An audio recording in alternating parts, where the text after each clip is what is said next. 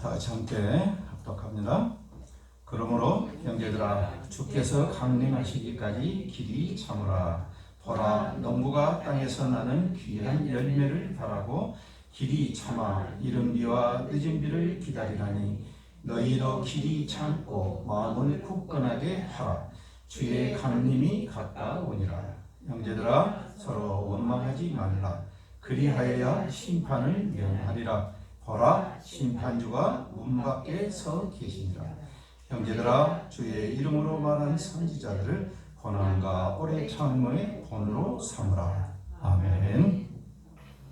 자, 오늘 주시는 하나님의 메시지는 무엇입니까?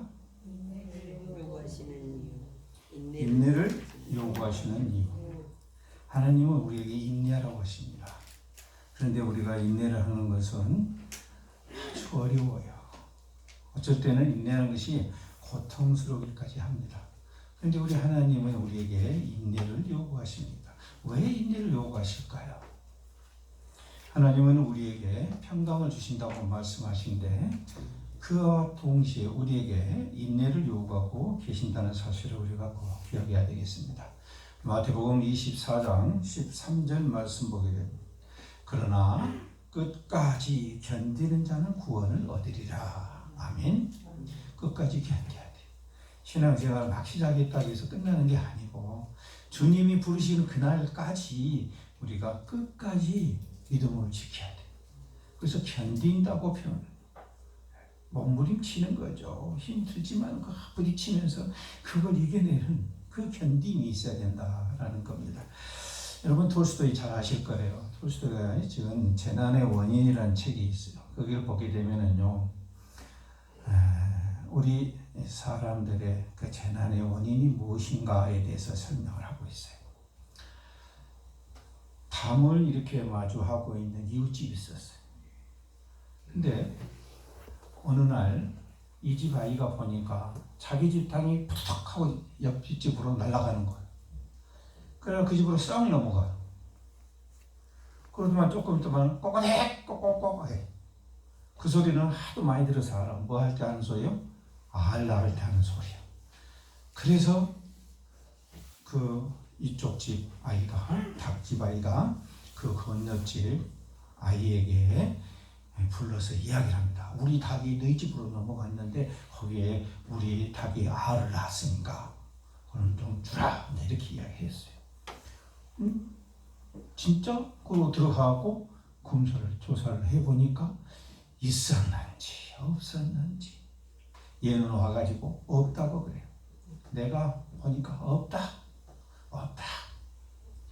분명히 내가 봤는데 없다고 하는 거야. 둘이 다투도 안 되니까 어땠어요? 이 소년이 자기 어머니한테 쫓아가요. 그래서 어머니한테 이르는 거야. 엄마, 이만저만 하고 저기 닭이 넘어가서 알 낳았는데 걔가 어때? 그리고 안 줘. 분명히 나는 걸 내가 봤는데 그런 거야. 그러니까 어머니가 화가 난 거야. 뭐야? 그걸 쫓아갔어요. 그래서 그 아이한테 그러는 거 아니래. 그러니까 그 아이가 또 가서 어머니를 데리고 와. 그 어머니한테도 이만저만 이렇게 됐다고 그러니까 있었는지 없었는지, 애기가 먹어버렸는지 어째요? 없다고 그런 거야. 그래갖고 또 싸우고. 결국은 누구한테 가겠어요? 남편한테 가겠죠. 그래서 어린아이 싸움이 어디까지 가버려? 아버지 어른까지 싸움이 되어버린 거야. 막 하다 보니까 저쪽에 아버지가 화가 나가지고요, 분을 못 참고 그 상대방 집에다가 불을 질러버려요. 불을 질러버리니까 어떻게 돼요? 이게 정신이 없잖아요. 근데요, 하나님은 공평하신 하나님이시죠. 바람이 불어와, 그렇죠? 반대로 싹 풀었고 그 나머지까지 다 불로 태우고. 그리고 이제 밤이 되니까 어떻게 해요?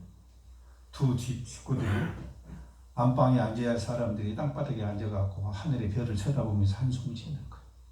우리가 어쩌다 이렇게 됐을까? 여러분, 계란 하나가 그렇게 중요합니까? 그 알 하나가 그렇게 중요해. 닭이 넘어간 것도 아니고 닭을 준 것도 아닌데. 결국은 뭐였어요? 감정이었어요. 자그마한 그 감정이 결국은 불씨가 돼가지고 집을 태워버리는 일까지 번져가는 겁니다. 둘 중에 한쪽만 참았어도 이런 문제가 생기질 않아요. 작은 참음, 인내부터 시작해서 우리의 생명이 달린, 재산이 아니라 생명이 달린 그 인내까지 간다는 것은 결코 쉬운 일이 아니에요. 그래서 여러분, 우리가 인내를 하면서 살아간다는 것은, 믿음 지키기 위해서 인내하면서 살아가는 것은 결코 쉬운 일이 아니에요. 저와 여러분 정말 어려운 삶을 어찌 보면 살고 있다는 것이에요. 그러나 주님께서는 우리에게 인내를 요구하십니다. 인내는 끝까지 포기하지 않는 거예요. 그 사건에서 힘들어 할 수는 있지만은 그럼에도 불구하고 포기하지 않고 끝까지 견뎌내는 것이 뭐라고요? 인내요. 주님은 이걸 원하시는 거예요. 계시록 21장 7절에서 말씀하십니다. 이기는 자는 이것들을 상속으로 받으리라. 나는 그의 하나님이 되고 그는 내 아들이 되리라. 아멘. 인내해서 끝까지 견뎌내야만이 그가 하나님의 아들이 된다는 거예요. 하나님의 아들이 된다는 말은 무슨 말입니까? 천국의 자기 것이 되는 거예요. 하나님의 유업. 그렇죠? 그러므로 여러분, 우리는 인내를 해야 됩니다. 그러나 우리가 하나님께서 왜 우리에게 인내를 요구하시는가 하는 이유를 본문을 통해서 우리가 깨닫고 알고 견디는 것은 좀 더 쉬워요. 그죠? 모르고 견디는 것보다는 알고 견디는 것이 훨씬 나아요. 왜요? 소망이 있거든요. 그렇죠? 소망이 없이 견디는 것과 소망이 있이 견디는 것은 전혀 우리 사람 마음에 다른 감정으로 오기 때문입니다. 자, 그렇다면은 주님께서 왜 참으시라 하는가 한번 볼까요? 7절 말씀입니다. 그러므로 형제들아, 주께서 강림하시기까지 길이 참으라. 왜 참으라고요? 주님이 곧 오신단 말이에요. 재림하신다는 거예요. 주님이 오실 것이니까, 곧 오실 것이니까 힘들지만 어떠라? 참으라. 여러분, 참으라는 것은 뭐겠어요? 길이 참으라는 소리는 뭘 하라는 소리예요? 기다리라는 소리죠. 주님이 오실 날이 가까워오고 있으니까 기다리라는 거예요. 그래서 우리는 기다려야 돼요. 근데 여러분, 우리가 기다린 것이 엄청 힘들 것 같죠? 근데 사실은 우리는 태어나는 그 순간부터 기다림의 연속이에요. 그죠? 언제까지? 사망할 때까지. 죽을 때까지 우리는 계속 기다림이에요. 여러분, 우리가 막 태어나면서 막 걸어본 사람 있으면 손 들어보세요. 네 하고 태어났는데 씩 웃으면서 빨딱 일어서보는 얘기 보셨어요? 그런 일은 없어. 한 사람도 없어. 그죠? 그럼 어떻게 해야 돼요? 시간이 가야 돼. 시간이 간단 말은 뭔 말이에요? 기다려야 돼. 그 시간이 지나서 그 얘기가 뒤집을 때까지 기다리고 그 얘기가 일어날 때까지 기다려야 되고 기다림의 연속이에요. 그리고 막 걷는다 해서 학교 바로 들어갑니까? 그렇지 않아요. 학교에 들어가기 위해서 지적 수준이 어느 정도 될 때까지 기다려야 돼요. 계속 기다림이에요. 그래서 학교에 들어가면 바로 졸업합니까? 천재라게도 바로 들어가서 바로 졸업 못해요. 그죠? 시간이 또 가야 돼. 그러면 또 기다려. 우리의 삶이 계속 기다림의 연속이에요. 대학원까지 겨우 나와가지고 이제 끝났냐? 끝난 게 아니죠. 또 뭐가 기다리고 있어요? 취직을 하든가 사업을 하든가 사회에 나와서 사회에서 활동을 해야 돼요. 그죠? 또 그러고 나면 어쩝니까?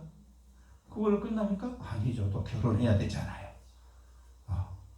직장 따가도 바로 결혼해버립니까? 아니죠. 여자를 알아보고 어떻게 해서 또 사귀고 그래서 알아보고 그러다가 마음에 맞고 비전이 맞고 그러면 결혼하고 그러잖아요. 그 사이에 기다리는 거예요. 계속 우리는 기다리는 거예요. 그러다가 어떻게 됩니까? 결혼해서 영원히 천년 만년 사는 것이 아니라 짧은 세월 살다 보면은 주님이 부르시는 그날 바로 그날 인종의 그날이 오고야 말아요. 다시 말해서 우리 삶 곳곳에 우리는 태어난 순간부터 죽는 그 순간까지 우리는 기다림의 연속이에요. 어찌 보면 인종까지도 우리는 기다려야 돼요. 뭘 기다려야 돼요? 그렇죠. 주님 만나고 기다리는 거죠. 주님을 언제 만나요? 죽어야 만나요. 육신을 벗어버려야 만난단 말이에요. 그러니까 우리는 기다림의 연속이에요. 근데 그 기다림이 정말 어떤 사람은 고통으로 와서 견딜 수가 없어서 포기해버리는 사람이 있고, 에이 모르겠다 그냥 아무렇게나 살자 이런 사람이 있고, 어떤 사람은 끝까지 주님의 말씀을 지표로 삼아서 끝까지 견뎌내는 사람이 있어요. 여러분 이스라엘 보세요. 이스라엘은 애굽에서 430년 동안 살아가면서 나중에는 종으로 돼버려요. 노예로 돼버려요. 그래가지고 노예 생활이 얼마나 힘든가 하나님께 탄원을 해요. 하나님 우리 좀 구원해 주세요. 하나님 우리 좀 살려주세요.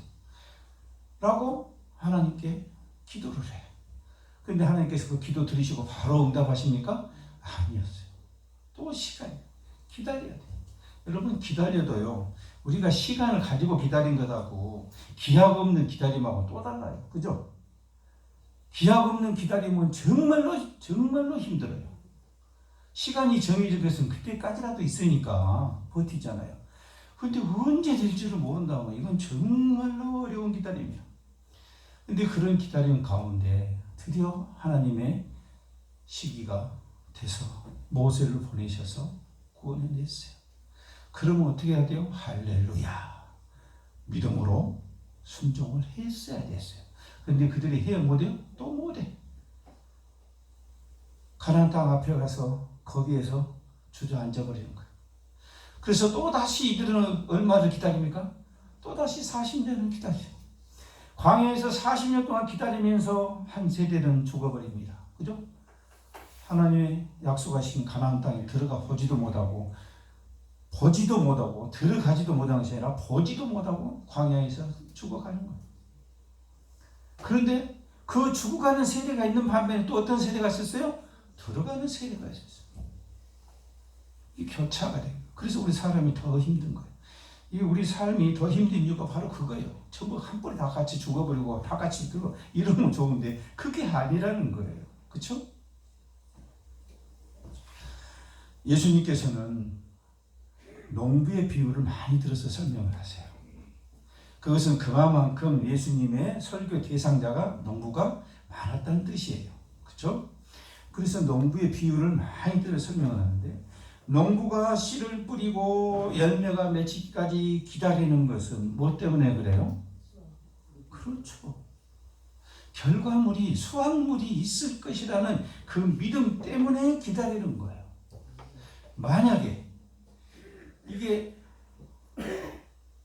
수확이 안 된다는 보장이 더 강하다면 농사 지을 사람이 그렇죠. 점점 이건 농사가 아니라 도박이 되어버리니까요. 우리가 농사를 지을 때도 종자가, 씨앗이 좋은 걸 심으려고 그러죠.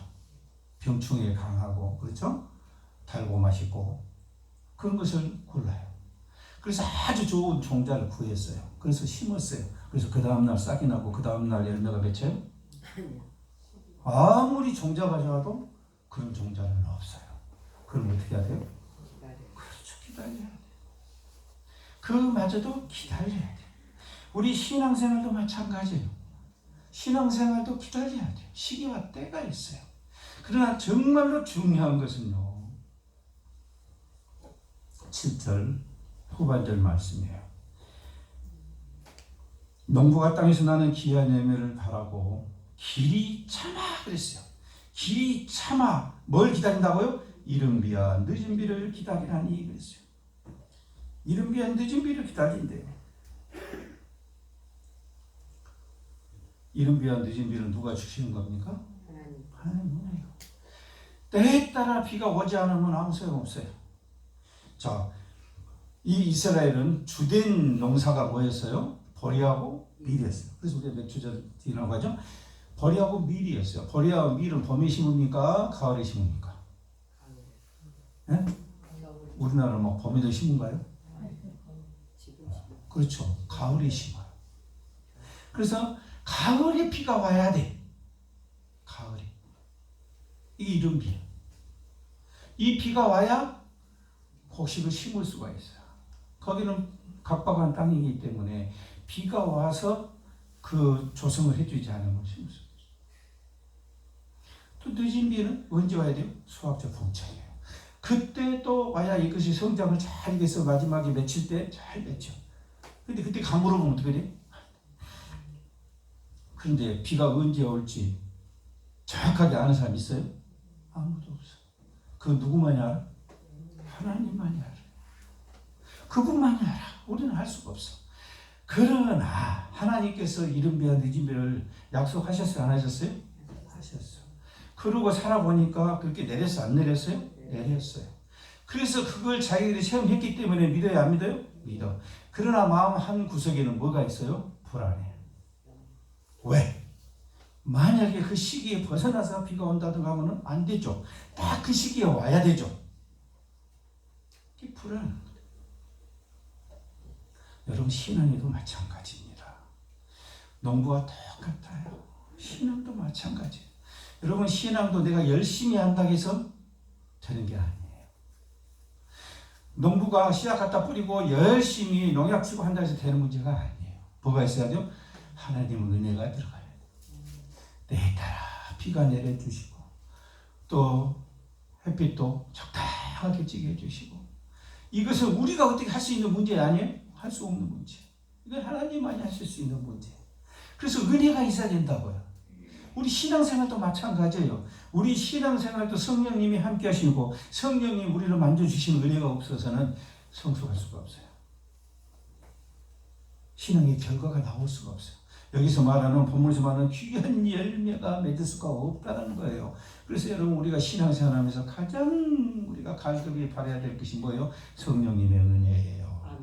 내 노력이 아니란 말이에요. 성령의 은혜가 가장 중요한 거예요. 그리고 거기에 내 노력이 더 붙여지는 거예요. 그렇게 했을 때 산물이 나오는 거예요. 누군가가 그랬다잖아요. 하나님께 100일 기도를 드리기 시작했어요. 100일 기도가 다 끝나도 하나님의 응답이 없어요. 그래서 하나님께 원망을 합니다. 하나님 너무하십니다. 100일 동안 제가 하루도 안 빠지고 정확한 그 시간에 하나님께 그렇게 간곡하게 기도드리는데 어째서 주님은 내 기도에 응답을 안 하십니까? 그래서 하나님께서 뭐라고 응답해 오신 줄 알아요? 로또 복권을 사. 뭔 말이에요? 먼저 뭘 사라고? 아니 복권 당첨되게 해달라고 했으면 뭘 해야 돼요? 복권을 먼저 사야 될 거 아니에요. 근데 복권을 사도 안 하고 하나님께 100일 동안 기도한 거예요. 복권 맞춰주라. 이거 어리석은 것 같지만 우리가 그렇게 하고 있다는 거예요. 우리가 신앙생활하면서 그렇게 하고 있는 거예요. 먼저 우리가 씨앗을 뿌려야 돼요. 그게 먼저예요. 그리고 나서 늦은 비와 이른 비를 구하셔야 돼요.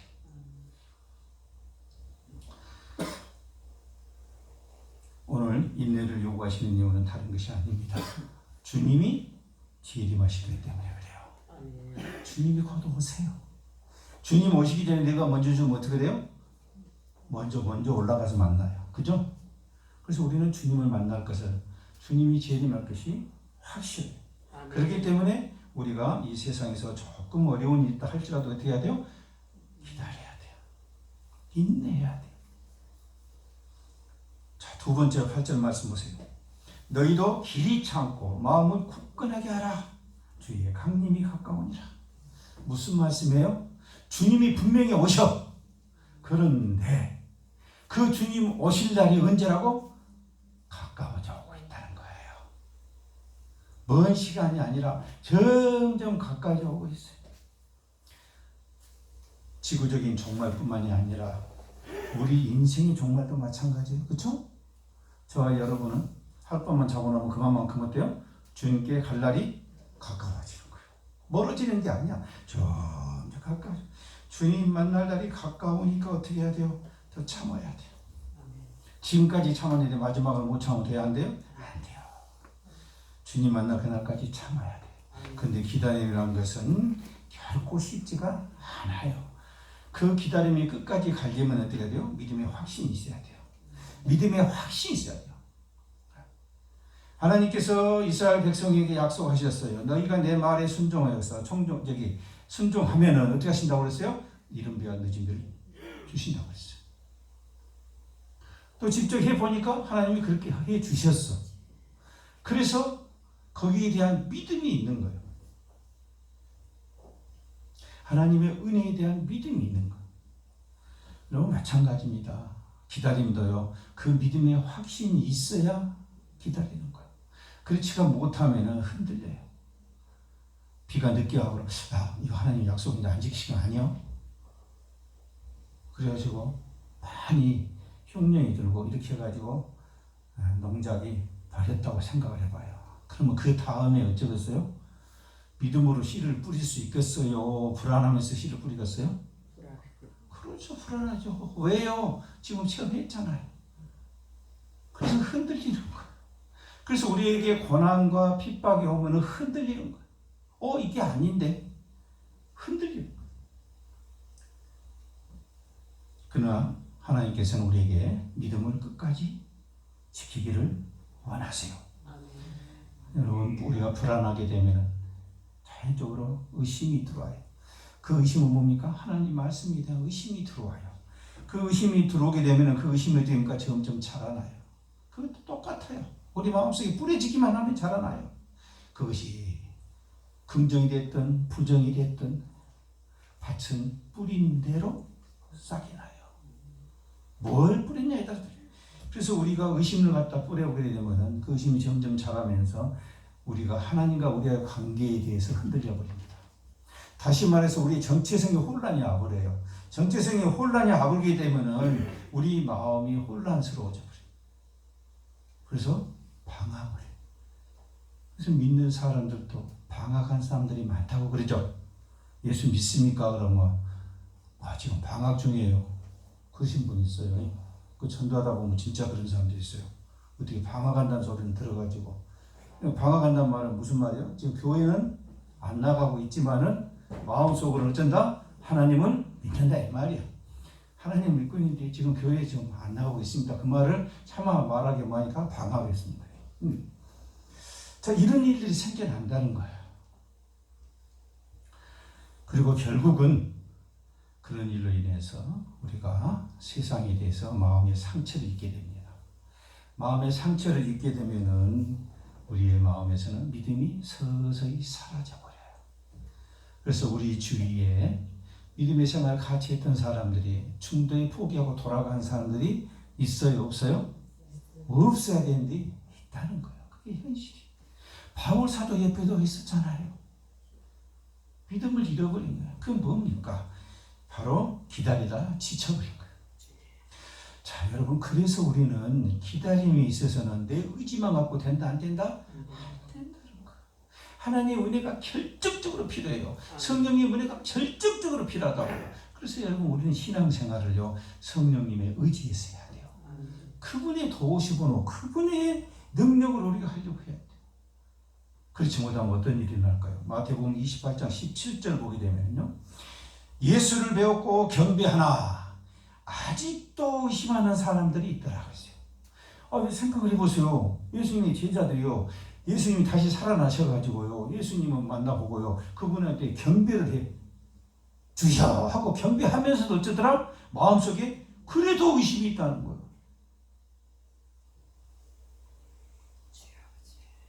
보고도 마태복음 28장 16절에 누군가 이 얘기가 나옵니다. 11 제자가, 어떤 제자?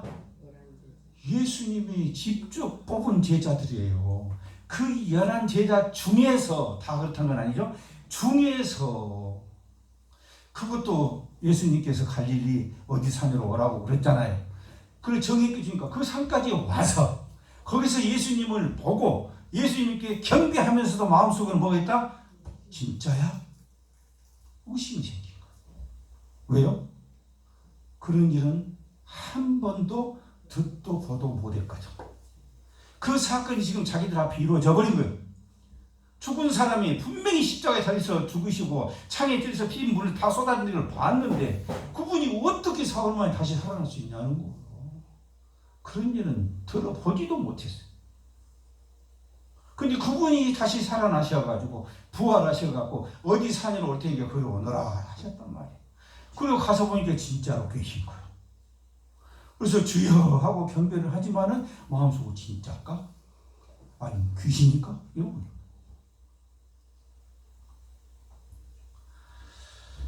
여러분 이렇게 우리가 믿음이라는 것은 쉬운 것이 아닙니다.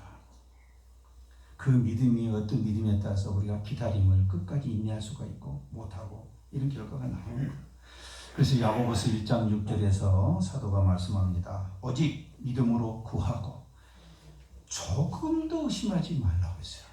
얼마큼? 조금 의심 들잖아요. 그 정도는 괜찮죠? 아니요. 조금 더 그랬어요. 그냥 의심하지 말라가 아니라 그 안에 뭐라고요? 조금도 의심하지 말라는 거예요. 조금도.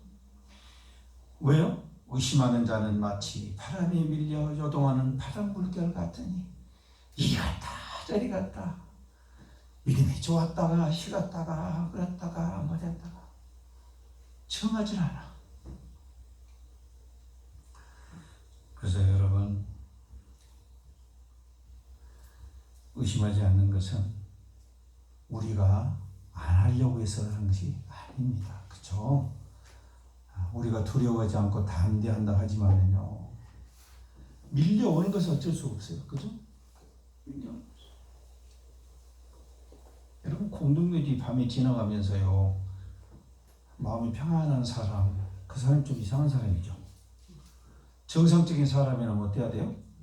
다 불안하죠. 가슴이 주여 주여 뭔 말이에요? 지켜주시오 그 말이지. 그러면서 가더라도 옆에서 빠시락만 해버려도 깜짝 놀라죠.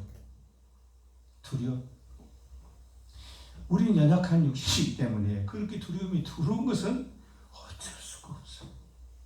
그러나 그것을 내가 인정하고 두려워해버리느냐 아니면 주님께 맡기고 주님의 능력에 의지하면서 이겨낼 것인가 하는 문제는 전혀 다른 문제예요. 그렇죠? 자, 농부가 씨를 뿌리는 비유가 나왔어요. 그죠? 근데 왜 농부가 씨를 뿌리고 기다리는 이 비유를 많이 들까요? 이스라엘을 생각해 보시면 여러분 알 수 있어요. 이스라엘에서요, 양을 키우는 것은 이스라엘 아무 데나 키우는 거 아니에요. 그 외에는 다 척박한 땅들이에요. 그래서 농사가 아니면은 대체할 것이 없어. 그래서 농사를 지어야만 돼. 밀과 보리 농사를 지어야만 돼. 다시 말해서 뭐예요? 생명이 직결된 거예요. 생명의 양식이요. 그러니까 다른 대책할 것이 없어요. 그래서 무조건 해야 돼. 두 번째로는 이른 비와 늦은 비가 내릴 것을 기대하기 때문에 수확이 될 것이라는 기대를 하고 있기 때문에 농부가 씨를 뿌리고 기다리는 거예요. 만약 이것이 안 된다면 씨를 뿌리고 기다리면서 얼마나 마음에 졸임이 있겠어요. 그렇죠? 예수님께서는요 다시 오시겠다고 약속하셨어요. 그렇죠? 다시 오시겠다고 약속하셨어요. 그래서 분명히 예수님은 다시 오십니다. 다시 오세요. 그래서 사도행전 1장 11절에 보게 되면은요 본 그대로 오신다고 기록이 되어 있어요. 이르되 갈릴리 사람들아 어찌하여 서서 하늘을 쳐다보느냐 너희 가운데서 하늘로 올려지신 이 예수는 하늘로 가심을 본 그대로 오시리라 하였느니라 그랬어요. 간 그대로 다시 오시겠다고 그랬어요. 그래서 주님은 그렇게 오실 겁니다. 갑자기 사람들 틈에서 그렇게 오려고 했는데 내가 몰래 왔다. 지금 말 돼요? 안 돼. 근데 그런 말을 믿는 사람들이 있어. 그래서 이단이 생겨난 거예요. 그러나 하나님은 분명하게 말씀하셨어요. 내가 올 때는 어떤가? 세상 천지가 다 알게 오시겠다고 했어요. 몰래 숨어서 오신 게 아니라고요. 온 천지가 믿는 사람, 믿지 않는 사람이나 다 알게 빛이 동에서 서에서 뭐 그렇게 오신다고 말씀을 하셨어요. 그래서 여러분 우리는 예수님이 오실 그때를 분명하게 알 수가 있습니다. 그래서 우리는 뭡니까? 우리가 살아생전에 예수님이 오실 것을 우리는 뭘 해야 돼요? 기대하면서 기다려야 돼요. 분명한 것은 우리가 하루하루 살아갈수록 그 오실 날이, 다시 말해서 우리가 주님 만날 날이 가까워져 있다는 사실이에요. 근데 어떤 사람은 그 가까이져 오니까 조바심이 나는 사람이 있고 어떤 사람은 기쁜 사람이 있어요. 여러분 어떤 사람이 믿음이 좋다고 생각하세요? 여러분이 그렇게 하시길 바랍니다. 나를 정말로 사랑해 주시고 영원한 평안과 행복을 주실 분이 저기서 기다리시고 가까이 오시잖아요. 그러면은 탕자의 비유에서 나온 같이 그 멀리서 자녀를 보면은 그 아버지는 어떻게 해요? 버선발로 쫓아나오죠. 근데 우리는 믿음에 따라서 아직 아닙니다. 그런 사람이 있고 할렐루야 마라나타 하는 사람도 있습니다. 자, 주님은 반드시 오십니다. 사도행전 7장 55절에서도 스데반 집사를 통해서 말씀하셨죠. 스데반이 성령 충만하여 하늘을 우러러 주목하여 하나님의 영광과 및 예수께서 하나님 우편에 서신 것을 보고 그랬어요. 역시 여러분 우리가 육신이요 영을 떠나는 그날 우리는 보게 될 겁니다. 아멘. 주님의 영광을 보게 될 거예요. 그날이 먼다고 가깝다고요? 가까워져 오고 있다고요. 그러니까 어떻게 하라고요? 인내하라고요. 끝까지 믿음 지키라고요. 이 말씀을 하고 싶은 거예요. 우선 힘들고 고난과 핍박이 왔다 해서 믿음 잃어버리지 말고 끝까지 믿음을 지켜라. 그래서 우리에게 인내를 요구하신 거예요. 조금만 더 참아라. 조금만 더 인내해라. 10절 말씀 보세요. 형제들아 주의 이름으로 말한 선지자들을 고난과 오래 참음의 본으로 삼으라 그랬어요. 우리에게 하나님께서 인내를 요구하시는 이유는 우리 하나님이 우리에게 다시 오실 것이라는 것을 말씀해 주시고 그것 때문에 우리가 기다려야 한다는 것과 기다리면서 그냥 기다린 게 아니라 본이 된 삶을 보여주라는 거예요. 본이 되는 거룩한 삶을 하나님의 자녀로서 그 삶을 보여주라는 거예요. 그래서 우리에게 인내를 요구하시는 거예요. 5장 9절 보세요. 형제들아 서로 원망하지 말고 그리하여 심판을 면하리라.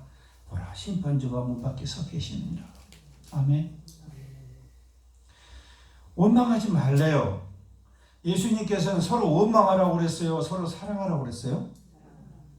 서로 사랑하라고 그랬어요. 사랑은 서로에게 구하는 거예요? 주는 거예요? 그런데 많은 사람들은 사랑을 받는 거로 생각을 해요. 노래 가사도 사랑은 주는 것이라고 하는데 그건 어디까지나 가사고, 그렇죠? 나에게는 주는 거야. 이건 주님이 말씀하신 사랑이 아니에요. 그래서 뭐가 나와요? 원망이 나오는 거예요. 원망이 되면 어떻게 됩니까? 서로의 관계가 깨져요. 다시 말해서 화합이 깨트려져 버려요. 오늘 서두에도 말씀드렸지만 이웃집에서 닭 대가라나고 그럴 수 있는 거 아니잖아요. 그죠? 닭도 잡아먹었어도 얼마나 시장하셨으면 그 닭을 잡아보면 한 마리 더 갖다 드릴까요? 이래야 되잖아요. 그런데 달걀 하나 가지고 결국 둘 다 집을 잃어버리는 이런 어리석은 감정이 불씨요. 근데 우리는 그 사람들을 보고 지금 우리 이렇게 웃고 있지만은 우리도 그럴 소지가 다분해요. 지금까지 우리가 살아온 삶을 이렇게 돌이켜보면은 그럴 가능성이 항상 존재한다는 것은 부인하지 못할 거예요. 그래서 우리가 인내한다는 건 정말로 힘든 거예요. 그래서 여러분 인내는 우리 힘으로 하는 게 아니라 성령님의 도우심으로 그분이 우리 마음을 주장해 주셔야 우리가 인내가 되는 거예요. 그래서 우리가 원망하지 않는 거예요. 원망한다는 말은 무슨 말입니까? 가장 큰 문제가 교만이라고 말씀을 하고 있어요. 원망하는 사람은 자기 자신이 교만하다는 거예요. 무슨 말이에요? 나무 탓을 하는 것은 자기가 기준이 되기 때문에 그런 거예요. 그래서 주님 중심의 삶이 있고 자기 중심의 삶이 있어요. 근데 우리 사람들은 모두가 거의가 다 누구 중심이에요? 자기 중심의 삶을 살아요. 근데 주님은 누구 중심의 살아라고 해요? 주님 중심의 살아요. 이게 다른 거예요. 그러니 쉽겠어요? 어렵죠. 우리는 우리의 삶이 너무 내 자신이라는 삶이 내 의의가 너무 강해요. 그렇게 살아왔어 어릴 때부터. 근데 그걸 바꾸려니 바꿔집니까? 바꿔지죠. 그래서 어떻게 돼야 돼요? 하나님 은혜가 임해야 돼요. 그래서 하나님의 은혜가 임하면은 원망 생길 일도 불평할 일도 줄어들어요. 왜요? 하나님 은혜에 감사하기 때문에 내가 1만 달란트 빚을 지은 사람인데 그걸 탕감 받았는데 그보다 못한, 그렇죠? 100데나리온 나에게 빚진 사람 용서 못하겠냐는 말이에요. 그 정도는 하시겠죠?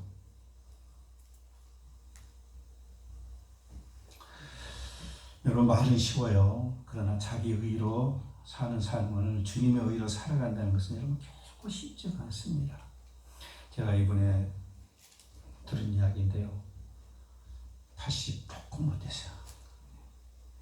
그 노인이 자녀들을 주려고요. 앞전에 바람 불 때 김장을 했어요.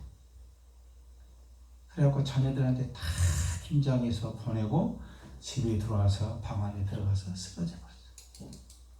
뇌치료를 하고 있어요. 그 쓰러지는데 혼자 사니 누가? 근데 어떻게 발견됐냐? 요양보호사가 집집마다 돌아다니잖아요. 그분이 와갖고 발견을 한 거예요. 그래서 병원에 가가지고 촬영하고 해보니까 이쪽 뇌 쪽이 출혈이 터져갖고 피가 막. 근데 이분이 평상시에 아스피린 같은 걸 많이 줬었는가 봐요. 그러니까 멈추지를 않는 거야. 자, 그래서 그곳에 병원에 가 있는데 죽지는 않고 이 자녀들이요 병원비 걱정이 된 거야. 그래서 누구한테 이야기 들으니까 요양병원으로 가면은 국가에서 다 해주고 적당 막 그런 이야기 들었는가 봐요. 그래서 자녀들이 그걸 옮겨버렸어요. 물론 안 옮겼다고 해서 살 수 있겠어요? 못 살죠. 근데 그렇게 돼가지고 결국은 어떻게 됐겠어요? 그렇죠. 결국은 좀 뭐 방법이 없죠. 그 정도 대표되면은 병원에 있으나 어디에 있으나 무의미한 거예요. 그죠? 자, 그렇게 해서 죽어버렸어요. 그래서 이제 장례식장에서 이렇게 하는데 장례식장이 난리가 나버렸어요. 왜 난리 났겠어요? 여러분이 잘 아시는, 지금 머릿속에 떠오른 그거 맞아요. 이 노인장이 살아 생전에 먹을 거 먹고 흑금학교 좀 하지 돈을 뭐하는데 5천만 원을 모아놓을 거야. 그 통장에 6천만 원 6천만 원이 모아진 거야. 많이 모아서. 여러분도 얼마 있어요? 근데 자녀가 몇 명? 5명이에요. 난리가 나버렸어요. 돈 서로 가져가서 터가져서.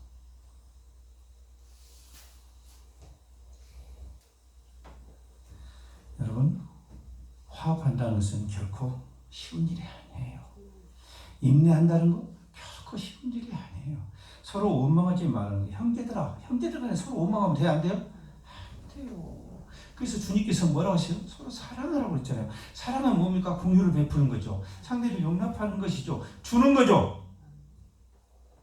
그 돈 없어서 지금까지 살았잖아. 그죠? 근데 그 돈 때문에 형제의 의가 완전히 풍지박산이나 이야기 들으면서 제가 얼마나 마음이 아프더라고요. 그 돈이 뭐 어때? 노인장이 말하고 돈을 빌려놓고. 자, 여러분, 우리에게 고난은 올 수밖에 없습니다. 어느 누구에게나 다 옵니다. 그러나 그 고난 속에서 우리가 참을 수 있다는 것은 정말로 소중한 겁니다. 성경에 보면 아벨이 나와요. 그죠? 아벨은 가인에게 죽임을 당해요. 아브라함은 독자 이삭을 제물로 바치는 마음의 고통을 받게 돼요. 의인욥은 까닭없이 고통을 받아요. 다니엘은 믿음 때문에 사자굴에 들어가서 죽음의 위기에 처하게